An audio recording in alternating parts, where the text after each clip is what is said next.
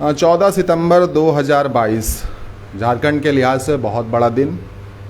एक खबर आती है, मुख्यमंत्री हेमंत सोरेन अपने मंत्रियों के साथ बाहर दिखते हैं। कैबिनेट की मीटिंग थी, 43 प्रस्तावों पर मुहर लगी थी। उसमें 2 ऐसे प्रस्ताव थे, राजनीतिक मुद्दे थे जो झारखंड के लिहाज से बहुत बड़े थे। एक ऐसा मुद्दा था जो सीधे जो यहाँ बैठे हैं हमारे साथ, जयराम महतो, परिचय के मोहताज नहीं है, फ़िलहाल तो बिल्कुल भी नहीं है, 1932 के बाद तो बिल्कुल भी नहीं है। लोगों ने ताली बजाई क्योंकि 1932 के प्रस्ताव पर मुहर लगी, विधेयक पेश होना बाकी है। झारखंड में एक लहर बन गई, बहुत सारी बातें हुई, बहुत लोगों ने तालियां भी बजाई। जयराम जी, आप भी ताली बजा रहे थे क्या? नहीं, क्योंकि अभी हम लोग यथार्थवादी सोच के हैं। अभी ये प्रस्ताव कैबिनेट में आया है, यहाँ के बाद ये प्रस्ताव विधानसभा में जाएगा, संभवतः अगर राज्यपाल के पास जाता है फिर ये केंद्र तक जाएगा, फिर वहाँ से रिटर्न आएगा। तो जब तक अंतिम मोहर नहीं लगता है, जब तक आश्वस्त नहीं हो जाते हैं, तब तक इन नियमों पर, सरकार के गतिविधियों पर हमारे साथियों की, हमारे संगठन की और पूरे राज्य के लोगों की बहुत पैनी नज़र होगी। तो इसलिए अभी हम लोग हालांकि सरकार के इस निर्णय का स्वागत करते हैं, समर्थन करते हैं। मुख्यमंत्री जी का भी करते हैं, शिक्षा मंत्री जी का भी करते हैं। शिक्षा मंत्री का नाम भूल नहीं रहे हैं आप, ले ही रहे हैं क्या? कोई खास कारण है? देखिए, उन्होंने हमेशा 32 की बात को कहा है और आज उनके चेहरे पर एक मुस्कान देखें तो कहीं ना कहीं हमने स्पष्ट कहा है कि हम लोग नीतियों के विरोधी हैं, व्यक्ति के विरोधी नहीं हैं। वो तो कह रहे हैं कि दुकानदारी अब बंद हो गई क्या? देखिए, पहली बात है, जो लोग दुकान खोलकर बैठे हैं, अगर माननीय मंत्री जी अगर ये सवाल या फिर ये बातें अगर विपक्ष के लिए कहती तो शायद सूट भी करता और लोग उनकी शोभा बढ़ती। लेकिन अगर वो छात्रों को कह रहे हैं तो कहीं ना कहीं मुझे लगता है ये दुर्भाग्यपूर्ण स्थिति है। छात्रों को ऐसा टीका टिप्पणी उनको नहीं करना चाहिए। जहाँ तक रहा दुकानदारी का सवाल, तो जो लोग व्यापारी वर्ग से हैं वे लोग दुकान खोल कर बैठे हैं। हम लोग तो छात्र हैं, हम लोग किताब कल खोल कर बैठे हैं और एक पन्ना, एक अध्याय तो 1932, अब दूसरा अध्याय होगा उद्योग नीति, तीसरा अध्याय होगा खनन नीति, फिर शिक्षा नीति पर बात करेंगे। किताब खोलकर आप बैठ गए? बिल्कुल, जिस दिन ये पारित हुआ उसी दिन हम रांची में पुस्तक लेकर आए हैं, असली झारखंड। कौन सा किताब पढ़ रहे हैं आजकल? अभी फिलहाल बहुत सारी किताबें, मतलब राजनीतिज्ञों को, पॉलिटिक्स को बहुत ज़्यादा दिक्कत हो रही, जो नेता है उनको ज़्यादा दिक्कत हो रही, जो किताब आप पढ़ रहे हैं। जी, उन किताबों से उन पॉलिटिशियन को बहुत ज़्यादा दिक्कत हो रही, क्योंकि ये लोग मैक्सिमम जो हैं, हालांकि वे अच्छे लोग हैं, राज्य के लिए अच्छा काम किए हैं, लेकिन जानकारी नहीं है। वे लोग चीज़ों को पढ़ते नहीं। अगर चीज़ों को पढ़ते और समझते हैं तो मधु कोड़ा नहीं फंसते और हेमंत सोरेन मैंने लीज के मामले में, पट्टा जो आपका लीज लेखाधान होगा उस मामले पर नहीं फंसते, या फिर क्योंकि ये पढ़ते नहीं हैं। तो इसीलिए हम लोग जब पढ़ रहे हैं तो ये लोग डर रहे हैं। आप बोले कि अच्छे लोग हैं, सबसे अच्छे कौन है इसमें से? देखिए, चूँकि ये बहुत सारे लोग हैं जिन्होंने बात को रखा था, चाहे विपक्ष वाले हों, विपक्ष वाले हों, 2-4 जो विधायक थे उन्होंने इस बात को रखा था और हमने उस समय उनका समर्थन किया था। लेकिन कुल मिलाकर कहा जाए तो आज उन्हें फिर से, अभी राज्य उनसे बहुत सारी अपेक्षाएं रखती है जिनको उन्हें मुकर्रर करना होगा, और नहीं तो इस राज्य में आने वाला दिन भारी विद्रोह का सामना समय समय पर करते रहना पड़ेगा। आपने ये भी कहा कि ताली आपने नहीं बजाई, क्या कहीं कोई आशंका है क्या? क्योंकि मुख्यमंत्री यही मुख्यमंत्री हैं जो कुछ दिन पहले जो विधानसभा का सत्र था उन्होंने कहा था कि कानूनी अड़चन है, ये प्रस्ताव नहीं ला सकते। अब वही मुख्यमंत्री जब कहीं फंसे हैं, वो जो चिट्ठी अभी तक दबी है, और उस मौके पर जब ये सारी चीज़ें लेकर आ रहे हैं तो कहीं राजनीति से प्रेरित तो नहीं दिखते? क्योंकि आपकी बातें तो जो आप कहना चाहते थे वो दिख रही हैं, लेकिन इन सारी चीज़ों को कैसे देखते हैं कि एक मुख्यमंत्री जो कुछ दिन पहले कहते हैं, क्या मतलब याददाश्त वो खो गए क्या? बीच में कुछ ऐसा हो गया क्या? कब वो यूटर्न मार ले कहना मुश्किल। आप देखिए, उनका जब जैसे ही गवर्नमेंट बना, उनका एक वीडियो वायरल हुआ था कि भोजपुरी मगही ये बोरो लैंग्वेज है, ये हमारे यहाँ के नहीं है। उसके बाद फिर अचानक उनका यू टर्न आता है, धनबाद बोकारो में भोजपुरी और मगही को शामिल कर देते हैं। ठीक उसी प्रकार वो विधानसभा सत्र के भीतर कहे गए हैं कि खतियान आधारित नियोजन नीति नहीं बनेगी, हाईकोर्ट इसे खारिज कर देगी, और आज फिर वो कह रहे हैं नहीं, 1932 के खतियान को हम स्थानीयता के लिए स्वीकार करते हैं। तो ऐसी स्थिति में राज्य को पैनी नजर रखनी होगी, आंदोलनकारियों को थोड़ा धैर्य रखना होगा। हाँ, बाकी जो निर्णय लेकर आए उसका हम स्वागत करते हैं, लेकिन नज़र तो रखेंगे, क्योंकि अभी भी आश्वस्त, जब सरकार आश्वस्त नहीं है तो जनता कैसे आश्वस्त हो सकती है? उसके बाद अगर वो इसमें कोई अगर राजनीतिक चमक दमक नहीं है और राजनीतिक साजिश नहीं हो, अगर संभावना है, तो आप एक विशेष सत्र बुलाइए 10-15 दिन के भीतर, और उसमें विधानसभा में उसको पारित कीजिए, और फाइनली इसको जो आने वाला शीतकालीन सत्र होगा ठंडा के समय दिल्ली भेजिए। ऐसा तो नहीं है कि सारा मामला राजनीति से प्रेरित है? ये जब से झारखंड बना है तब से ये मामला चल रहा है। बीच में हवाएं चलती थी, हवाएं बंद हो जाती थी, आपने इसको जो रुख देना था पूरे झारखंड में वो रुख दिया, तमाम लोग आपसे जुड़ गए, युवा खास करके आपके साथ आ गए। आपने सरकार के नाक में एक तरीके से दम कर दिया, परेशान कर दिया, सब उछलने लगे, कूदने लगे। जो पॉपकॉर्न होता है जैसे वो प्रेशर जैसे ही आप डालते हैं वो वाली स्थिति आपने झारखंड में ला दी। जब एक चिट्ठी आती है ऑफिस ऑफ प्रॉफिट का मामला, उसमें मुख्यमंत्री सरकार कहीं फंसती हुई नज़र आती है। अचानक आपने देखा होगा जो फैसले लिए जा रहे हैं झारखंड में, इस बीच में जब चिट्ठी आई है, जब चिट्ठी सार्वजनिक नहीं की गई, राजभवन से बाहर लोगों के बीच में नहीं आए, उस बीच में बहुत सारे फैसले लिए गए। उसी फैसले में से, इसलिए मैंने आपसे पूछा वो सवाल, उसी में 43 जो प्रस्ताव हुए उसमें से जो एक महत्वपूर्ण जो झारखंड के लिए जो सबसे बड़ा है, झारखंडी कौन होगा, जिसकी लड़ाई आप लड़ रहे हैं, कहीं आपको लगता है कि राजनीतिक फ़ायदा उठाने के लिए भी ये क्या क्या, ये बात सही है कि आपकी बात हो गई, लेकिन क्या यहाँ पर सरकार वो फ़ायदा उठानी चाह रही है? कांग्रेस भी इसमें है, कांग्रेस के कुछ लोग इसका विरोध भी कर रहे हैं, तो इन सारी चीज़ों को कैसे देखते हैं? ये तो कोई हड़बड़ी में कोई फैसला तो नहीं लिया गया? देखिए, फैसला तो हड़बड़ी में है क्योंकि जल्दबाजी का निर्णय है, लेकिन अगर सरकार अपनी राजनीतिक स्टंट के माध्यम से भी अगर लेकर आई है तो चूंकि राज्य की जनता इस निर्णय का स्वागत करती है और निश्चय ही राज्य की जनता का एक बार रुझान सरकार की ओर जाएगा। उसके उदाहरण मैंने दिया कि इससे पहले जब उन विरोध का सामना करना पड़ा था मुख्यमंत्री को, सोशल मीडिया में भी 2000-2500 लाइक्स मिलते थे, अब 10-15 मिलने लगे हैं। तो कहीं ना कहीं ये जो उन्होंने बड़ा अच्छा कार्ड खेलने का काम किया है। आप इसमें कहाँ पर है? हीरो कौन है 1932 का? एक उधर माहौल बनता है, आपके लिए भी माहौल बनता है, और इस माहौल में अपने आप को आप कहाँ देखते हैं? देखिए, मेरा मानना है आंदोलन करने वाले तमाम साथी हीरो हैं, और विशेषकर इस बार मैंने नेतृत्व के लिए महिलाओं का आह्वान किया है क्योंकि मैंने अब तक पढ़ा था आंदोलन को, कभी देखा नहीं था विशेष, लेकिन इस आंदोलन में देखा कि बहुत बड़ी संख्या में हमारी माएँ बहनें भी सड़कों पर आई थी। इसलिए नेतृत्व हम उनको देंगे, और जहाँ तक आंदोलन का श्रेय है तमाम आंदोलनकारी साथियों को देना चाहेंगे, और बाकी राज्य की जनता अगर जानती है कि भाई श्रेय किनको, हीरो कौन है, वो राज्य की जनता तय करेगी, हम कौन होते हैं। मतलब आप मानते हैं कि सरकार ने सिर्फ ये राजनीति से प्रेरित होकर ये फैसला लिया है, जनता के लिए नहीं लिया है? वो फंस रही थी, अटक रही थी, लोगों के बीच में जाना था, सहानुभूति लेना था, कहीं ऐसा हो कि ऑफिस ऑफ प्रॉफिट मामले में सदस्यता रद्द हो जाए, और ऐसे में जब रद्द होगी तो सहानुभूति जो मिलेगी सबको पता है। बिल्कुल वही मामला ही है। बाकी अगर जनता के लिए होता, वास्तव में शुद्ध अंतःकरण मन से अगर इसका निर्वहन किया जाता, तो मुझे लगता है जैसे ही सरकार बनी थी नई सरकार, उस नई सरकार में जो पहला विधानसभा सत्र था उसी समय बात होती स्थानीय आधारित खतियान आधारित स्थानीय नीति की, क्योंकि यह झारखंड का एक ज्वलंत मुद्दा था। लेकिन कहीं ना कहीं 3 साल के दरमियान यह निर्णय आ रहा है, तो जाहिर सी बात है सरकार जो अपनी ज़मीन घिसक रही थी उसे बचाने के लिए ला रहे। बाकी अगर वो जिस स्तर से लाते हैं भाई इस निर्णय का, चूँकि ये जनभावना है, जनमानस की भावना है, स्वागत है, सरकार का समर्थन है। अब इस मामले पर एक पक्ष ये भी चल रहा है, बहुत लोग आहत भी हो रहे हैं झारखंड को सींचने में, झारखंड को बनाने में, झारखंड के भविष्य को लेकर। ऐसा नहीं है कि जो बाहर के लोग, जिसको अब बाहरी कहा जा रहा है, कहीं ना कहीं आहत हो रहे हैं, उनकी भावनाएं आहत होती हैं। नौकरी एक अलग चीज़ है, उसमें आप नियोजन नीति लाएंगे, उस आधार पर होगा, किसी को कोई तकलीफ नहीं है। लेकिन जो बातें निकल कर आती हैं, भगाओ हटाओ, इन सारी चीज़ों को आप कैसे देखते हैं, और उनके लिए आप क्या कहना चाहते हैं? क्या मतलब आप खुश हैं, 1932 से खुश हैं, या फिर यहाँ से लोग बाहर चले जाएंगे उससे ज़्यादा खुश हैं? नहीं, कभी नहीं, हम तो कभी नहीं चाहेंगे।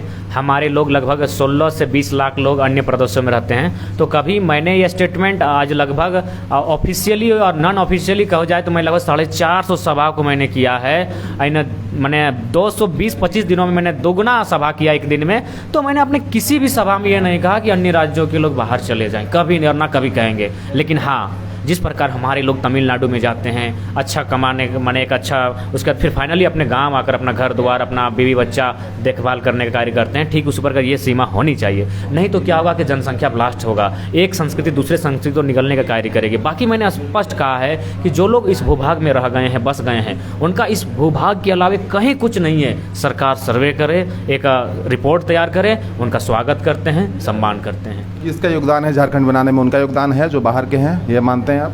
देखिए, थोड़ा बहुत है, व्यापार की दृष्टिकोण से है, लेकिन ये आपको मानना होगा महाराष्ट्र बनने में गुजरातियों का बहुत बड़ा योगदान है। आज महाराष्ट्र की अगर आर्थिक उन्नति संपन्न है तो उसमें गुजरातियों का बहुत बड़ा रोल है, लेकिन कभी गुजरातियों ने ये नहीं कहा कि महाराष्ट्र में हमें संरक्षण दिया जाए, महाराष्ट्र में हमारी भाषा संस्कृति को बढ़ावा मिले। क्योंकि गुजराती लोग जानते हैं महाराष्ट्र मराठियों का है। ठीक उसी प्रकार हम भी मानते हैं कि कुछ राज्य के लोग व्यापार के माध्यम से हमें सहयोग किए हैं, लेकिन इसका मतलब ये नहीं कि उनकी भाषा संस्कृति परंपरा को यहाँ संरक्षण मिलेगा। हाँ, उन्होंने अगर हमें सहयोग किया है तो बदले में उन्हें भी कुछ मिला है। लेकिन जब आप रिएक्ट करेंगे, आप यहाँ जो लोग हैं ये कहेंगे कि आप यहाँ से जाइए, बिहार निकलिए, बोड़िया बस्ता निकालिए, आप दूध बेच रहे थे, आप सिंघाड़ा बेच रहे थे, आप खटिया लेके आए थे, तो भावनाओं को तो आहत कर रहे हैं ना ये बातें कह कर लोग। नहीं देखिए, मैंने तो आज तक कभी नहीं कहा, ना मेरी सभा में इस तरह की बातें कहीं, ना भविष्य में हम लोग ऐसा कहेंगे।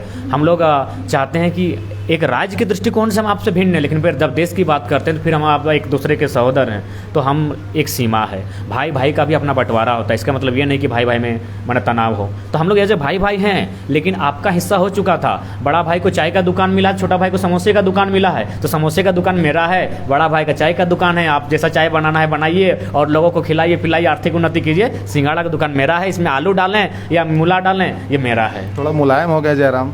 नहीं, हम मुलायम नहीं हैं, क्योंकि समय के साथ चलना पड़ता है, समय के साथ बदलना पड़ता है। नहीं बदलने तो नहीं है, उसी तरह अंदाज है, वही तेवर है, वही आक्रामकता है, वही सूझबूझ है। बाकी सर 2002 में जब ये कोशिश की गई थी 1932, आपको पता है, आप हर कुछ जानते हैं, हाई कोर्ट ने इसे असंवैधानिक बताया था और ये कहा था कि स्थानीयता सिर्फ इस आधार पर नहीं हो सकती कि आपको तीसरे और चौथे वर्ग में नौकरी देना है। क्या कहेंगे, फिर से ये चीज़ आया, क्या आपको नहीं लगता कोर्ट में फिर लटक जाएगा?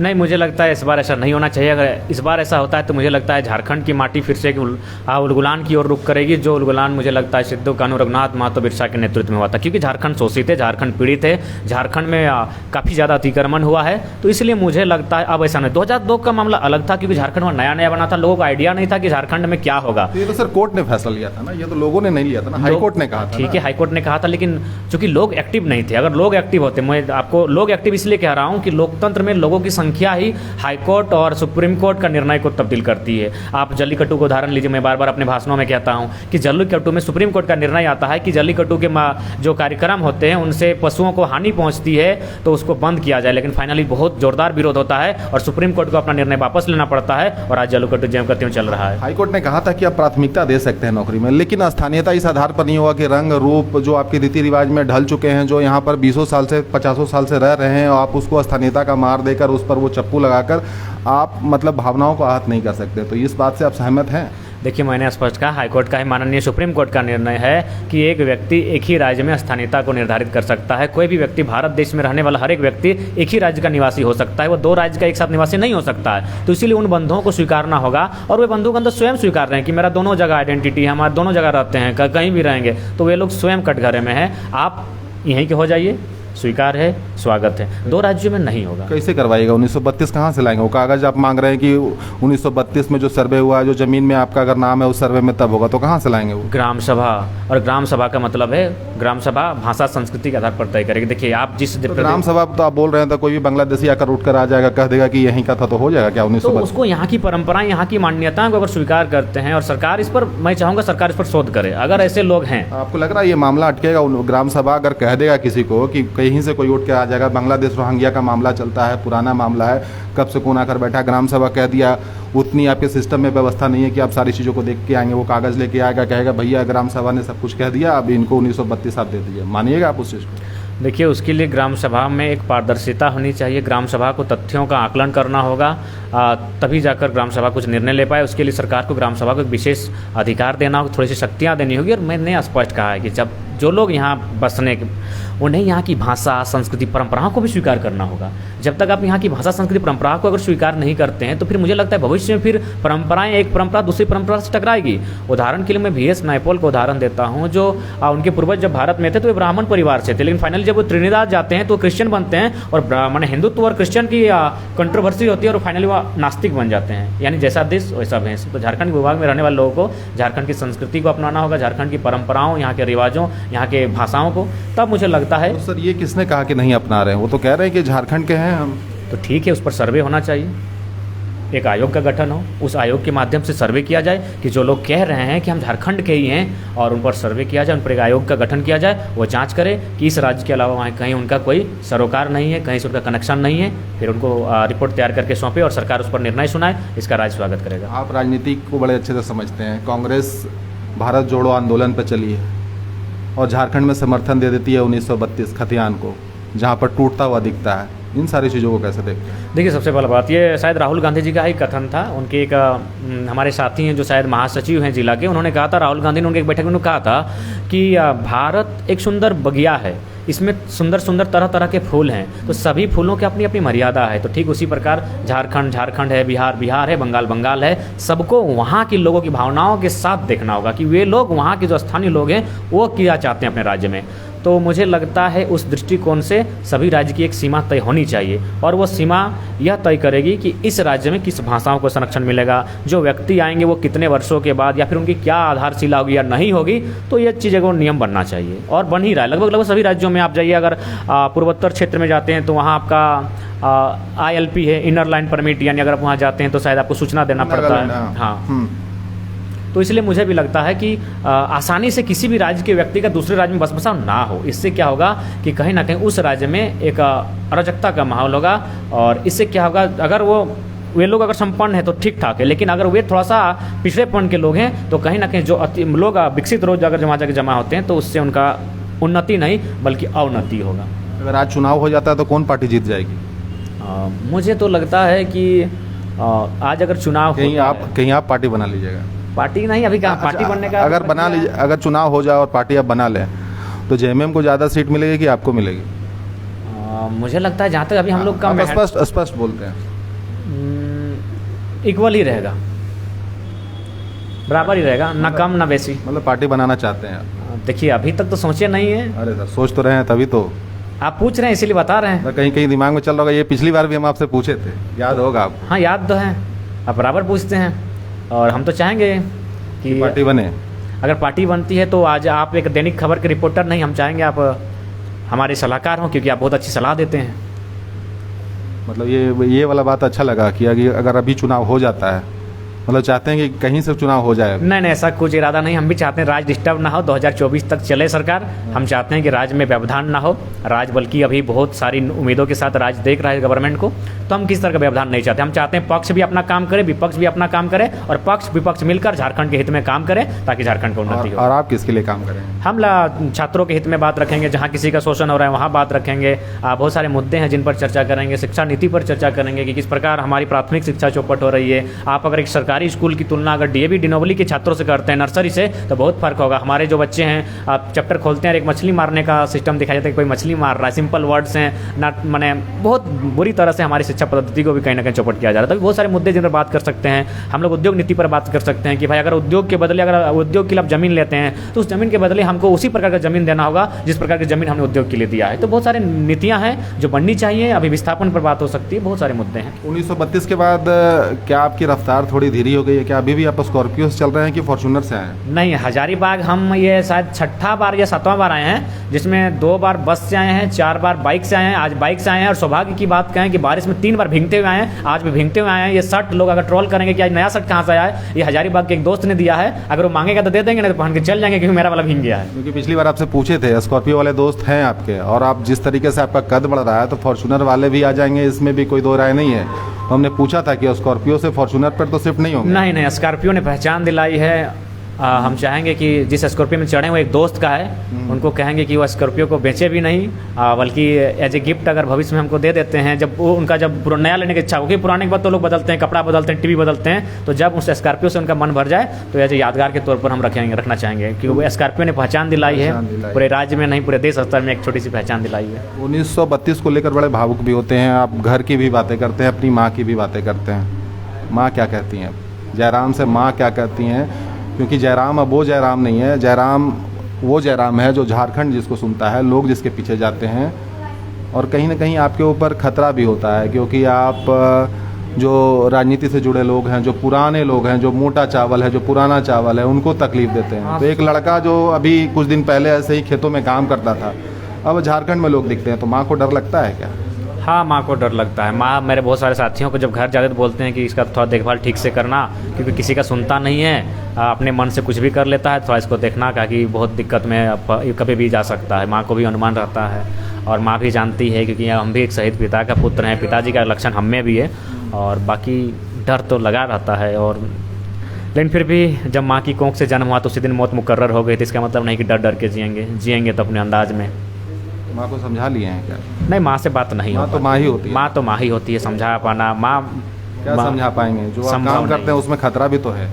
समझा पाना संभव नहीं है, लेकिन बाकी वो बोलते हैं कि भाई अभी जब से आंदोलन में हम निकले हैं, भाई छोटा मोटा अपना ड्यूटी करता था, 5,000 पेमेंट था, वो भी वो छोड़ चुका है। तो भाई घर की देखभाल करता है, माँ के साथ भाई रहता है, तो इसीलिए फ़िलहाल, लेकिन कभी कभी याद करती है कि कहाँ है, कैसा है, लोगों से पूछते हैं। जयराम को धमकी मिलती है? कभी धमकी मिली आपको? मानव श्रृंखला के टाइम मिली थी, उसके बाद डायरेक्ट रूप से हमको नहीं मिली है। लेकिन रांची में एक साथी बोल रहे थे कि कोई चर्चा कर रहे थे कि एगो छुआ है जो बहुत क्या मिलेगा उसको, कुछ मैंने अथी करें, तो बोला रहे उस छुआ के पास पैसा वैसा नहीं है। सुने रांची के साथी बोल रहे थे कि चाय की दुकान में लोग चर्चा कर रहे थे। कोशिश हुआ कि पॉलिटिकल पार्टी आपको अप्रोच, मतलब ऐसा कोई आया कि भाई अब रहने दो भाई, कितना परेशान करोगे, आ जाओ पार्टी ज्वाइन कर लो, ऐसा कोई ऑफ़र कहीं से? मुझे अभी तक ऐसा कोई ऑफ़र नहीं आया है, और शायद मुझे आएगा भी नहीं, क्योंकि सभी लोग बैकग्राउंड को मेरा जानते हैं कि हम लोग मैंने बहुत राड़ लोग हैं। आपके लिए अपना पार्टी बना के रहिएगा, यही है ना? आप सलाहकार रहिएगा। भाजपा कैसी पार्टी है? उसको सरिया पे लिटा दिए, धृतराष्ट्र हो गई वो, आँख होते हुए दिख नहीं रहा है कि झारखंड में क्या चल रहा है, कुछ बोल नहीं रही है। कुछ नहीं बोल रही है, सिर्फ यही बोलती है कि जल्दबाजी में लिया गया फैसला है। देखिए, मैंने स्पष्ट कहूँगा कि भारतीय जनता पार्टी अभी फिलहाल चंद पूंजीपतियों की पार्टी बनकर रह गई। आप उसके देख सकते हैं तमाम आंकड़े, वे आंकड़े स्पष्ट कहते हैं कि कहीं ना कहीं वो चंद मुट्ठी भर लोगों के हाथों में देश को देना चाहती है। तो इसीलिए मुझे उनकी नीति से भी मैंने समर्थन नहीं रखता हूँ। मैं एक ऐसी पार्टी चाहता हूँ, मैं एक ऐसी सरकार चाहता हूँ जहाँ गरीबी हटाओ की बात ना हो, अमीरी को कंट्रोल करो उसकी बात हो, एक नियंत्रण, एक सीमा हो, अधिकतम आमदनी की सीमा हो, वो सीमा बने। कि गरीबी की सीमा, मुझे लगता है ये पुराना डायलॉग हुआ और ये पुराना नियम हुआ। अमीरी की सीमा क्या होनी चाहिए, ये भारत में बनना चाहिए। आपने बीच में बोला जनसंख्या विस्फोट को लेकर भी बोला, क्या आप जनसंख्या नियंत्रण कानून चाहते हैं? हाँ, बिल्कुल समर्थन करते हैं, क्योंकि मुझे लगता है कि जिस समय अमेरिका आज 30 करोड़ 32 करोड़, हम आज़ादी के टाइम ही इतना जनसंख्या के थे, तो कहीं ना कहीं मुझे लगता है, मेरा व्यक्तिगत ओपिनियन भी है, जनसंख्या नियंत्रण कानून इंडिया में आना चाहिए। बिल्कुल आना चाहिए, उसका विरोध नहीं होना चाहिए। नहीं, मैं नहीं, चाहे जो भी पार्टियाँ लेकर आती है मैं उस पर समर्थन करूँगा। समर्थन करिएगा आप। अंतिम एक सवाल ये लेंगे, 1932 के बाद जयराम अब क्या करेंगे? अब आगे उनके लिए क्या विकल्प खुले हैं? क्योंकि राजनीति वाले लोग भी आपको सुनना चाहते हैं, वो भी देखना चाहते हैं कि अब जयराम शांत हो गया ना, अब तो हो गया, अब घर बैठेगा, कि अभी भी जयराम निकल के अभी उफान तूफान मचाना कुछ बाकी है आपको?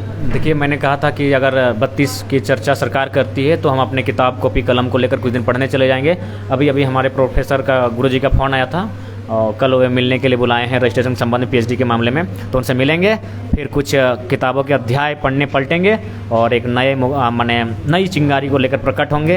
वह मुद्दा मुझे लगता है शायद विस्थापन कब होगा, क्योंकि विस्थापित क्षेत्रों से मुझे काफ़ी कॉल्स आ रहे हैं और वहाँ मैं दिखूँगा आपको। फिर वही स्कॉर्पियो, वही गर्जना, वही आक्रामकता, वही तेवर। देखिए, ये थे जयराम महतो जी। हम इनसे सवाल बहुत सारे ले रहे थे और इनको अभी कहीं जाना है, वक्त तो मतलब इनके साथ आप कितना भी बिता सकते हैं, सवाल बहुत सारे हमारे भी हो सकते हैं, क्योंकि हम भी, मज़ा ही आता है हमको जब भी किसी सेशन में होते हैं। ये फिलहाल झारखंड 1932 के हीरो हैं। अब आपको ही प्रतिक्रिया देनी है कि मुख्यमंत्री हेमंत सोरेन ने जो फैसला लिया है, जो कैबिनेट में प्रस्ताव, जो मंत्रिमंडल के उस मीटिंग में जो फैसला आया है, उसको आप किस तरीके से देखते हैं? उसमें ज़्यादा क्रेडिट किसे देते हैं आप? जयराम महतो को देते हैं, या राजनीतिक हालात को देते हैं, या मुख्यमंत्री हेमंत सोरेन को देते हैं? और एक और बात, जयराम महतो रुकने वाले नहीं हैं। ये अभी किताब जो पढ़ रहे हैं, इनके किताब के पन्नों में अभी बहुत कुछ है, उसको लेकर आप तैयार रहिए। ये फिर से निकलेंगे, क्योंकि अभी मामला ठंडा नहीं हुआ। झारखंड में बहुत कुछ करने को है, बहुत सारे मुद्दे हैं, उसको लेकर फिर निकलेंगे और फिर से राजनीति गरमाएगी, और जो यहाँ के पॉलिटिशियन हैं उनके लिए तकलीफ़ें फिर बढ़ेंगी। मैं कुणाल सिंह, फिलहाल के लिए इतना ही, मिलूंगा फिर। नमस्कार। नमस्कार, जोहार। मीडिया कर्मियों का धन्यवाद। इस आंदोलन में उनका बहुत सराहनीय भूमिका रहा। तो हम लोग एक साधारण गांव से थे, आज राज्य के बाहर लोग सुन रहे हैं, आज देश स्तर पर हमारे चर्चे हो रहे हैं, तो कहीं ना कहीं मीडिया का आभार, धन्यवाद, लोकतंत्र के चौथे स्तंभ का आभार। मिलेंगे फिर।